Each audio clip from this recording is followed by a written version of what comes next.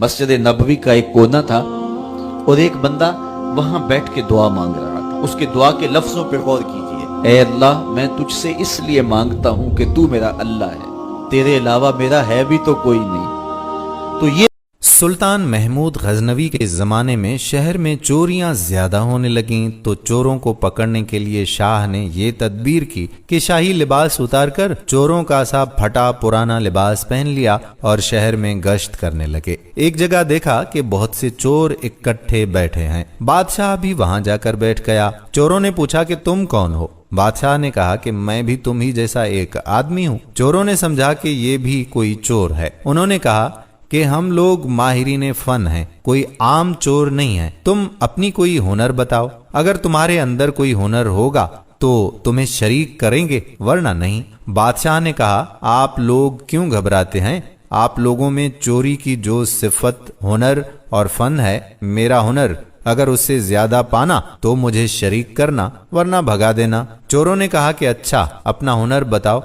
बादशाह ने कहा कि मैं बाद में बताऊंगा, पहले तुम लोग अपना हुनर बयान करो। एक चोर ने कहा कि मेरे अंदर ये फन है कि मैं ऊंची से ऊंची दीवार फांदकर मकान में दाखिल हो जाता हूँ, चाहे बादशाह का किला ही क्यों ना हो। दूसरे ने कहा कि मेरी नाक में ये खासियत है कि जहाँ खजाना मदफून होता है, मैं मट्टी सूंघ कर खजाना बता देता हूँ कि यहाँ खजाना मौजूद है। जैसे मजनू को खबर नहीं थी कि लैला की कब्र कहाँ है, कब्रिस्तान जाकर हर कब्र को सूंघा।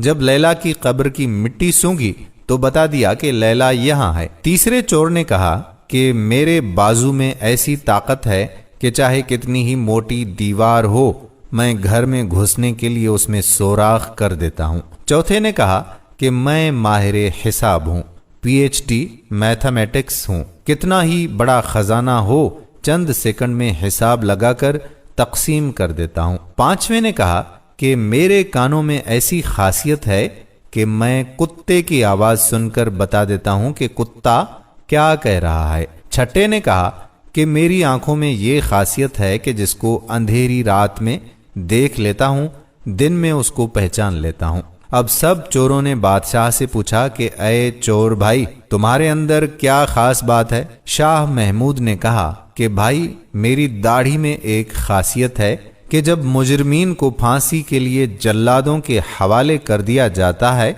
उस वक्त अगर मेरी दाढ़ी हिल जाती है तो मुजरमीन फांसी के फंदे से छूट जाते हैं। ये सुनकर चोर मारे खुशी के कहने लगे कि आप तो चोरों के कुतुब हैं। जब हम किसी मुसीबत में फंसेंगे तो आप ही के जरिए हमको खुलासी मिलेगी। लिहाजा फैसला ये हुआ कि आज बादशाह के यहाँ चोरी की जाए, क्योंकि आज सब अराकीन निहायत पावरफुल हैं और मुसीबत से छुड़ाने वाला दाढ़ी वाला भी साथ है। लिहाजा सब बादशाह के महल की तरफ चल पड़े। रास्ते में कुत्ता भौंका तो कुत्ते की आवाज पहचानने वाले ने कहा कि कुत्ता कह रहा है कि बादशाह तुम्हारे साथ है, लेकिन चोर फिर भी चोरी के इरादे से क्यों ना बाज आए। मौलाना रूमी फरमाते हैं कि गुनाह इसी तरह से होता है कि शहवत और लालच आंखों पर पर्दा डाल देता है, फिर बुरे भले की तमीज नहीं रहती। जानता है कि ये आंखों का जिना है, लेकिन मगलूब होकर गुनाह करता है।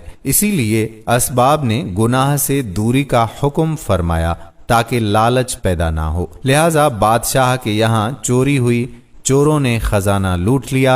जंगल में बैठकर माहिर हिसाब ने सबका हिस्सा लगाकर चंद मिनट में तकसीम कर दिया। बादशाह ने कहा कि सब लोग अपना अपना पता लिखवा दें ताकि आइंदा जब चोरी करना हो तो हम लोग आसानी से जमा हो जाएं। इस तरह बादशाह ने सबका पता नोट कर लिया।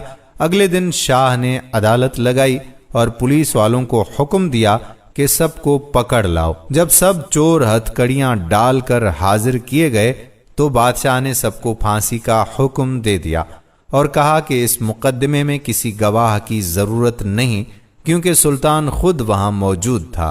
बिल्कुल इसी तरह कयामत के दिन अल्लाह ताला को किसी गवाह की जरूरत नहीं, क्योंकि जब तुम बदकारियां कर रहे थे तो मैं तुम्हारे साथ मौजूद था। लिहाजा अल्लाह ताला को किसी गवाह की हाजत नहीं। फिर कयामत के दिन जो आज़ा की गवाही, जमीन की गवाही, फरिश्तों की गवाही और सहीफ़े आमाल की जो गवाही पेश की जाएगी, وہ بندوں پر حجت تمام کرنے کے لیے ہوگی۔ جب 6 کے 6 چور پھانسی کے تختے پر کھڑے ہو گئے تو وہ چور جس نے بادشاہ کو دیکھا تھا اس نے پہچان لیا کہ یہ وہی بادشاہ جو رات کو ہمارے ساتھ تھا، یہ وہی آدمی ہے۔